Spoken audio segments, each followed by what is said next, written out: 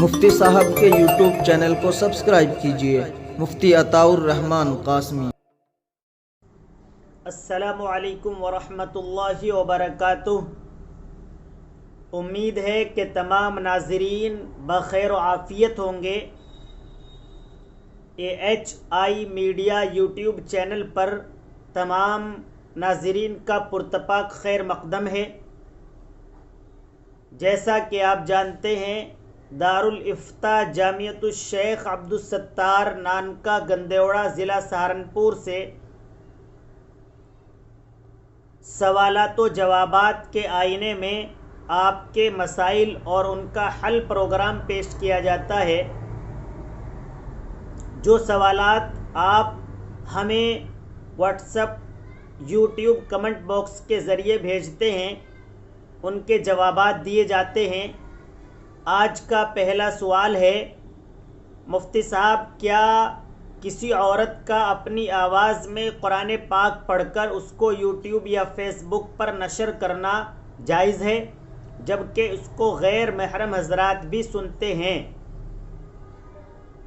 دیکھیے ناظرین، عورت کو باپردہ رہنے کا شریعت کے اندر حکم دیا گیا ہے، اور عورت کی آواز کا بھی پردہ ہے۔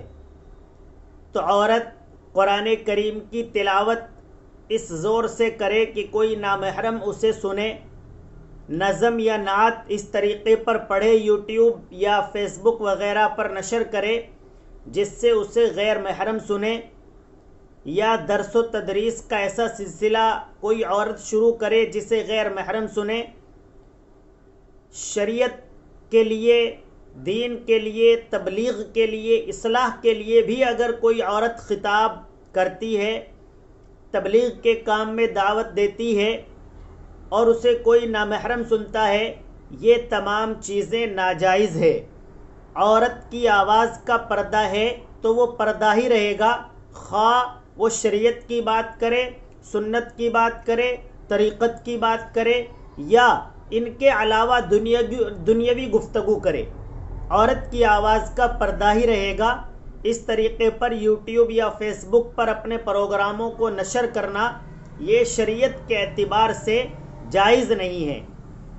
آپ دیکھتے ہیں کہ دنیا کے اندر کم و بیش 1.25 لاکھ پیغمبر تشریف لائے، لیکن ان میں کوئی بھی خاتون پیغمبر نہیں ہے، کوئی بھی عورت نہیں ہے۔ اللہ تبارک و تعالی نے اسی لیے صرف مردوں کو دنیا کے اندر پیغمبر، نبی بنا کر بھیجا۔ دوسرا سوال ہے، والدین کی وراثت میں 4 بھائی بہن میں بہن کتنے حصے کی حقدار ہوتی ہے؟ محمد اقبال ہرپٹ پور دہرادون سے معلوم کر رہے ہیں۔ دیکھیے اقبال بھائی، وراثت میں اگر کوئی شخص اپنی حیات میں تقسیم کر رہا ہے تو پھر تو وہ برابر تقسیم کرے گا، اپنے بچوں میں لڑکے ہوں یا لڑکیاں ہوں۔ لیکن اگر والد کے انتقال کے بعد بھائی بہن آپس میں تقسیم کر رہے ہیں تو وہ وراثت اس طریقے پر تقسیم ہوگی کہ مرد کو یعنی لڑکے کو، بھائی کو ڈبل حصہ ملے گا، اور اس کا آدھا حصہ بہن کے حصے میں آئے گا۔ وراثت بہت اہم مسئلہ ہے، اور ہمارے معاشرے میں، ہمارے ملک میں اس کی جانب بہت کم توجہ دی جا رہی ہے۔ ہم اپیل کرتے ہیں کہ اس کی جانب تمام مسلمانوں کو خصوصی توجہ اور دھیان دینے کی ضرورت ہے۔ آپ اپنے بچوں میں، یا آپ کے والد اگر گزر گئے ہیں تو اپنی بہنوں کو وراثت کے اعتبار سے حصہ ضرور ضرور تقسیم کیجیے۔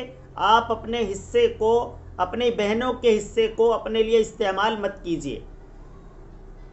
بہت سارے لوگ پریشانیاں بتاتے ہیں، ان کی جو پریشانیوں کے ریزنز ہیں، اسباب ہیں، ان میں ایک سبب یہ بھی ہے کہ ہم اپنی بہنوں کا حصہ اپنے پاس رکھے ہوئے ہوتے ہیں اور اسے کھا رہے ہوتے ہیں۔ قاری محمد شہزاد دیالپور سے معلوم کرتے ہیں، جمعہ کی نماز شروع کرنے کے لیے کیا شرائط ہیں؟ یعنی کسی گاؤں میں نماز جمعہ شروع کرنا ہے تو اس کے لیے کیا شرائط ہیں؟ دیکھیں کیا قاری صاحب، میں آپ کو کوئی چند شرائط بتا دیتا ہوں، لیکن آپ یا جو بھی اپنے گاؤں میں جمعہ شروع کرانا چاہتے ہیں وہ دارالعلوم، مظاہر علوم یا کسی اپنے قریبی بڑے ادارے کے مفتی کو اپنے گاؤں کا دورہ کرائیں، وہ صحیح طور پر وہاں کی صورت حال کا جائزہ لیں اور اس کے بعد آپ کو اجازت دیں یا اجازت نہ دیں۔ باقی شرائط کے اندر اس ایک شہر، قصبہ یا اتنا بڑا گاؤں جس میں کئی ایک گلی کوچے ہوں، بہت ساری گلیاں ہوں، محلے ہوں، کئی ایک محلے ہوں، اسی طریقے پر تمام ضروری اشیاء وہاں پر ملتی ہوں، جن چیزوں کی روز مرہ ضرورت پڑتی ہے، دال سبزی کی اور سبزی میں ڈالنے والے جو مسالے جات ہیں ان کی، اور اسی طریقے پر ڈاکٹر، شفا خانہ، حکیم صاحب یا جو بھی اس طرح کا نظام ہو، فیصلے وہاں پر ہوتے ہوں، یعنی کوئی پنچایت وغیرہ کا نظام ہو، اگر آپس میں کوئی اختلاف ہو جاتا ہے اس مسئلے کے حل کے لیے کہیں پر کوئی فیصلہ ہو جاتا ہو، بازار ہو، ضروری چیزیں وہاں پر ملتی ہوں، روز مرہ کی جو اشیاء ہیں اس میں کپڑا، برتن اور بہت ساری چیزیں ہیں، ڈاک خانہ، یہ لکھی ہوئی ہیں، لیکن آپ یا کوئی بھی اگر اپنے گاؤں میں جمعہ شروع کرانا چاہتا ہے تو وہ اپنے یہاں کا دورہ مفتیان کرام کا ضرور کرائے۔ محمد فرمان معلوم کرتے ہیں بیٹھ کر نماز پڑھتے ہوئے جب رکوع کریں تو کتنا جھکیں اور سرین کا پیروں سے اوپر اٹھانا ضروری ہے یا نہیں؟ دیکھیے فرمان بھائی، بیٹھ کر جو نماز ادا کرتے ہیں اس میں جب ہم رکوع کریں گے تو رکوع بہت اونچا بھی نہیں ہونا چاہیے اور اتنا بھی نہیں ہونا چاہیے کہ دیکھنے والا یہ محسوس کرے کہ یہ سجدے کے اندر ہے، یعنی ہماری پیشانی، ہمارا ناک زمین کو بھی نہ لگ رہا ہو اور بہت زیادہ اوپر بھی نہ اٹھا ہوا ہو۔ اتنا جھکاؤ ہونا چاہیے کہ آدمی جھکا ہوا محسوس ہو، اور اتنا بھی نہیں ہونا چاہیے کہ کوئی اسے سجدے میں محسوس کرے اس کا ناک یا پیشانی زمین پر لگ رہے ہوں۔ یہ بیٹھ کر نماز پڑھنے والے کا رکوع ہو جائے گا۔ سرین اس میں اٹھی جاتی ہے، نہیں اٹھتی ہے، اس کا ایک الگ مسئلہ ہے جو میں نے بتایا، اس پر ہی غور کریں کہ زمین پر بھی نہ لگیں اور اوپر بھی نہ رہیں۔ محمد شوقین بیڑا سے معلوم کرتے ہیں کہ قول ہے جو شخص تمہارا غصہ برداشت کر لے اور ثابت قدم رہے وہ تمہارا سچا دوست ہے۔ شوقین بھائی، یہ حضرت علی کرم اللہ وجہ کا قول ہے اور بالکل صحیح بات ہے کہ جو شخص آپ کے ساتھ رہتا ہے، آپ کے غصے کو بھی برداشت کر لیتا ہے، وہی آپ کا سچا دوست ہے۔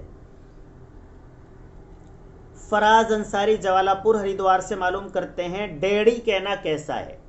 والدین کے لیے مما، ڈیڈی کا لفظ استعمال کرنا کیسا ہے؟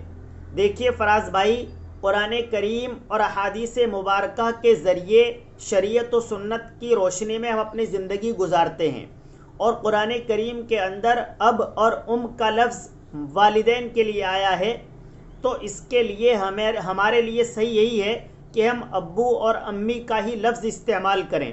یہ جو ڈیڈ، موم کا لفظ ہے، یہ یہود و نصارہ کی ایجاد ہے اور غیر لوگوں کا طریقہ ہے، اور اللہ کے نبی صلی اللہ علیہ وسلم کا فرمان ہے من تشبہ بقوم فہو منہم، جو جس قوم کی مشابہت اختیار کرتا ہے انہی میں سے ہوتا ہے۔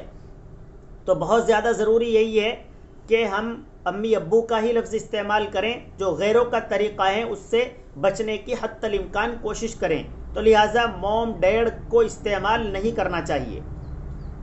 فراز صاحب کا ایک اور سوال ہے گلے میں ٹائی کا استعمال کرنا کیسا ہے؟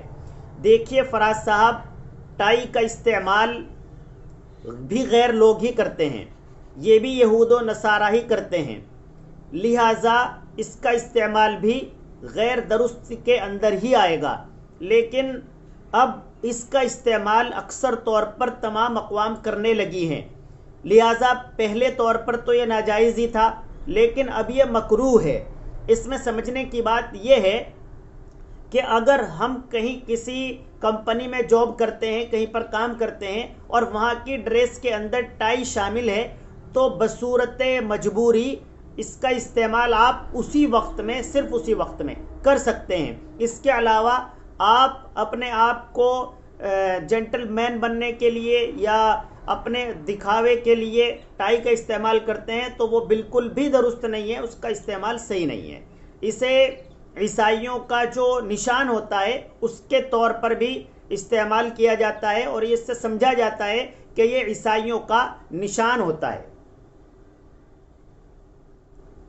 قاری محمد راغب صاحب کا سوال ہے، مسجد میں بجلی کا میٹر ہونے کے باوجود کیا الگ سے کیبل ڈال کر مسجد کی ضرورت کو پورا کیا جا سکتا ہے؟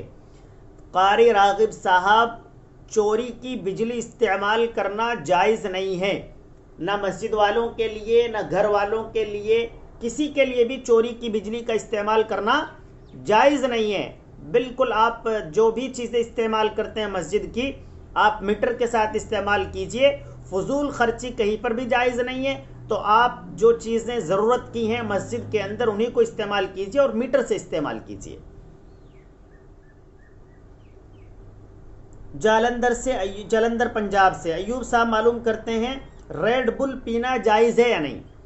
ریڈ بل ایک کولڈ ڈرنک ہوتی ہے، وہ انرجی کے اضافے کے لیے پی جاتی ہے۔ جیسا کہ میرے علم میں 1965 کی جو جنگ ہے روس وغیرہ کی، اس میں یہ چیز تیار کی گئی تھی تاکہ تمام فوجی پوری قوت و طاقت کے ساتھ لڑیں اور وہ اپنے آپ میں سستی محسوس نہ کریں۔ تو اس کے بعد سے اسے انرجی کے طور پر لوگ یوز کرتے ہیں، استعمال کرتے ہیں۔ پہلے تو میں یہ کہنا چاہوں گا کہ انرجی اپنے اندر بڑھانے کے لیے جو دیگر اشیاء ہیں ان کا استعمال کیا جائے، اپنے آپ کو چست درست رکھنے کے لیے ایکسرسائز کی جائے، دوڑ لگائی جائے، کھیل کود میں اپنے تھوڑا سا وقت صرف کیا جائے، جم بھی جا سکتے ہیں۔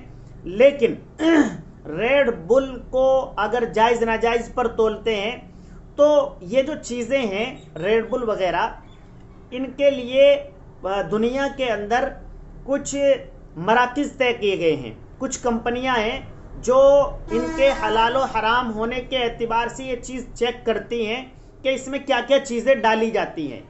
تو ان محکمہ جات میں ایک محکمہ سانحہ ہے، ساؤتھ افریقہ کا یہ پروگرام ہے اور وہاں کی یہ تنظیم ہے، یہ سرٹیفکیٹ دیتی ہے۔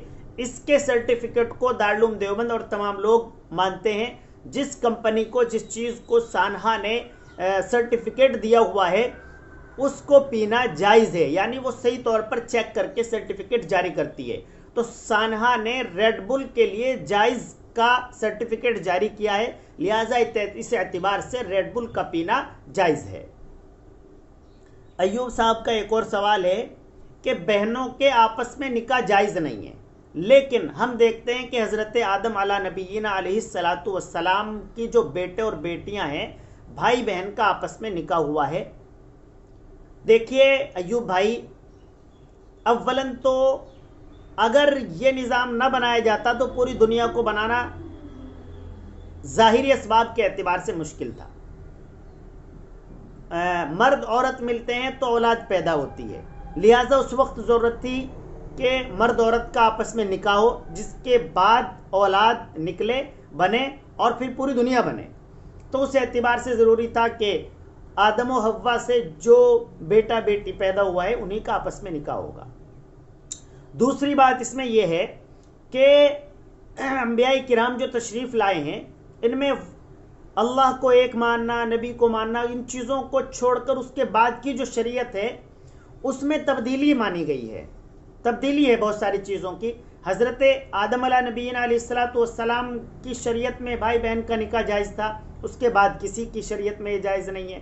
حضرت یوسف علیہ نبینا علیہ الصلاۃ والسلام کی شریعت میں تعظیمی سجدہ جائز تھا، اب وہ کسی کی بھی شریعت میں تعظیمی سجدہ جائز نہیں ہے۔ پہلے ہمارا قبلہ بیت المقدس ہوا کرتا تھا، بیت اللہ ہوتا ہے۔ تو انبیاء کرام جب تشریف لائے تو شریعت میں کچھ نہ کچھ تبدیلی آئی ہے۔ نبی علیہ الصلاۃ والسلام ایک نبی کے زمانے میں مجسموں کا بنانا جائز تھا، اب وہ جائز نہیں ہے۔ تو اس طرح کی چیزیں تبدیل ہوتی رہتی ہیں، ہماری شریعت کے اندر یہ قطعی طور پر جائز نہیں ہے۔ تیسری ایک اور بات سمجھنے کی یہ ہے کہ حضرت آدم علیہ نبینا علیہ السلام اور حوا کے یہاں جو بچے پیدا ہوتے تھے ایک بیٹا اور ایک بیٹی ایک ساتھ پیدا ہوتے تھے، وہ ایک بیٹا اور ایک بیٹی جو ایک ساتھ پیدا ہوتے تھے ان کا نکاح آپس میں قطعی طور پر جائز نہیں تھا۔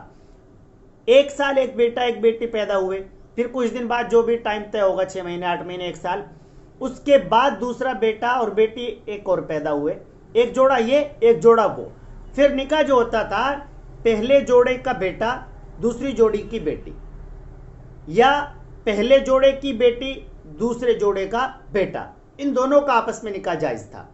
تو یہ ہمارے لیے سمجھنے کی بات ہے، یہ 3 چیزیں میں نے بتائی، اور بھی اس میں وجوہات ہیں۔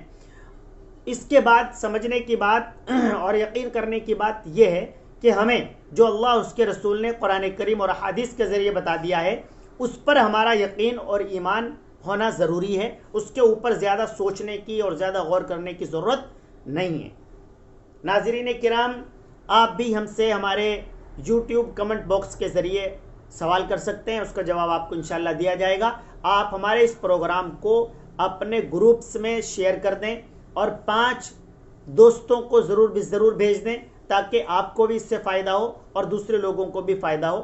ہمارے اس یوٹیوب چینل کو سبسکرائب کر دیں تاکہ آپ کو ہمارا یہ پروگرام سب سے پہلے پہنچ جائے اور آپ کو فتاوی کے ان سوالات و جوابات سے فائدہ ہو۔ بہت سارے لوگ ہیں جو سوال نہیں کرتے ہیں لیکن پروگرام کو دیکھتے ہیں، تو ان کا کہنا یہ ہے کہ ہمیں ان سوالات و جوابات سے بہت زیادہ فائدہ ہوتا ہے۔